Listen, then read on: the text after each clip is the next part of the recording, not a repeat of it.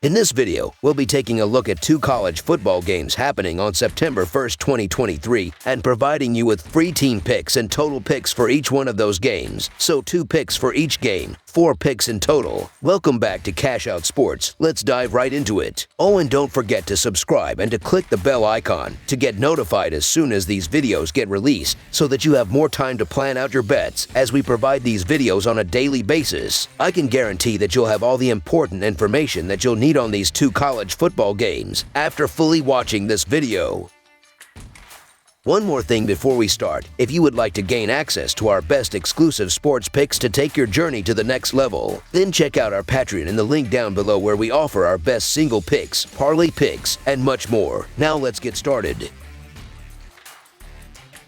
Miami, Ohio versus Miami, Florida. A pair of college football programs that share a similar city name open up their season on the gridiron when the Mid-American Conference tangles with the Atlantic Coast Conference down in South Beach. The Miami Redhawks are on the road as they travel down the East Coast to take on the Miami Hurricanes Friday night. Miami, Ohio finished the 2022 season 6-7 and ended the year with a 24-20 defeat to UAB in the Bahamas Bowl. Miami struggled in Mario Cristobal's first season as head coach, ending the year 5-7 and failing to make a bowl game for the second straight season. These programs have met just once as Football Bowl subdivision opponents in their respective histories. The Hurricanes steamrolled their way to a 54-3 win back on November 7, 1987, en route to a national championship. The Miami Redhawks take on the Miami Hurricanes in what's been unofficially dubbed the Confusion Bowl. It's rare to say you can guarantee anything in sports, but I can guarantee that Miami will win this game and Miami will also lose this game. All jokes aside, this should be a fun game considering the hype Redhawks QB Brett Gabbert has built for this matchup.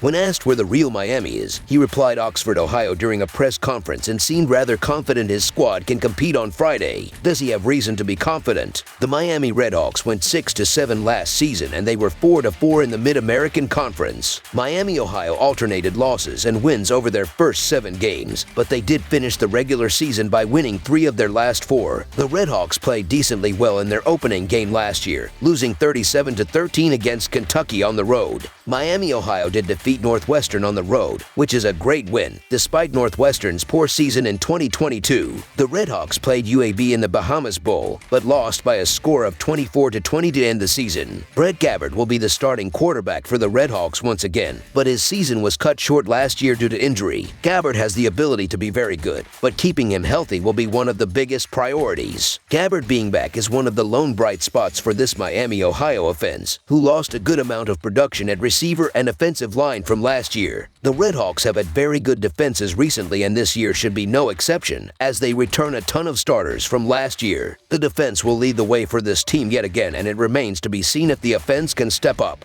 The Miami Hurricanes were 5-7 last year and they went 3-5 in Atlantic Coast Conference play. Miami started the season with 2 victories over Bethune-Cookman and Southern Miss, but they did not play well after that. The only other victories for the Hurricanes came against Virginia Tech, Virginia, and Georgia Tech. One of the lowest points of the season was a home loss to Middle Tennessee by a score of 45-31 in late September. Tyler Van Dyke will be returning at quarterback, but he was not impressive last season. Miami does get back quite a bit of production at receiver and the offensive line is expected to be better. The Hurricanes need to get their offense going in this game, as they will play the Texas Aggies in Week 2. Miami's defense had plenty of issues last season and they allowed 40-plus points in 3 of their last 4 games. The Hurricanes do have a new defensive coordinator and they return a good amount of starters, but they need to play much better than they did last year. The Miami Hurricanes will look to put last season behind them with a big win in this game, but Miami, Ohio could give the Hurricanes some trouble. The Redhawks defense is expected to be very good and will be taking on a Miami team that had plenty of issues scoring last year. While the Redhawks may cause some early trouble for the Hurricanes offensively, I don't think their offense will be able to do much against the Hurricanes. I just think this is a game where you really see the Power 5 versus Group of 5 discrepancy in recruiting, and last year in a similar spot like this, the Redhawks, despite having a lot of the same guys in this matchup, lost by 24 to Kentucky and 21 to Cincinnati on a neutral field. Miami, Florida, I believe, has a point to prove that they're a much better team than what they showed for much of last year, and I think the Canes start things off on the right foot on the road here. I believe that we are going to see a tight game in the first half, but I expect the Hurricanes to pull away. So the Miami Hurricanes to win and cover the spread as favorites is our full game side pick. thanks in part to their Mid-American Conference leading scoring defense, coupled by an offense that sputtered to finish 11th in the conference in scoring. The Red Hawks saw the under post a 9-3 mark in their 12 games. Miami, Ohio saw the under post a 5-1 mark in their 6 true road games while splitting their 2 neutral site contests. That included staying under the number in their 2 games against Power 5 schools in Kentucky and Northwestern. Meanwhile, Miami split their 12 games in relation to the total last season. The Hurricanes saw the over post a 4-3 record at home last season, including both their games against mid-major foes. Last year, these 2 teams ranked in the bottom half of college football in points scored, but I predict this year that both offenses will have an uptick in production. Last season, the Red Hawks played with their backup quarterback for the majority of the year. For the Hurricanes, it was the first season in a Cristobal offense. The total has been moving lower and lower, especially with the throw of Van Dyke being injured. Regardless, look for this game to end up in the high 40s or so, just coasting by the number for the contest. Over the projected total is our full game total pick.